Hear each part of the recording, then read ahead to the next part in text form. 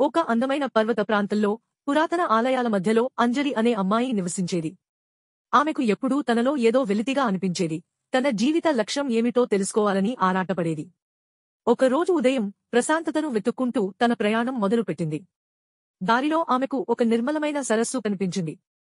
దాని ఒడ్డున ఒక తెల్లని కొంగ ఒంటరిగా నిలబడి నిశ్చలమైన నీటిలో తన ప్రతిబింబాన్ని చూసుకుంటూ ధ్యానం చేస్తున్నట్లు అనిపించింది. దానిని చూశాక అంజలికి మనసులో ప్రశాంతత లభించింది. ఆమె తన ప్రయాణాన్ని కొనసాగించి ఒక స్వచ్ఛమైన ఏటి ఒడ్డున ఉన్న చెక్క వంతెనపై కూర్చుంది. పక్కనే ఉన్న పుస్తకాన్ని పక్కన పెట్టి నీటిలో కదులుతున్న రాళ్లను చూస్తూ ఆలోచనలో పడింది. అప్పుడే ఆమె కళ్ళు మూతలు పడ్డాయి.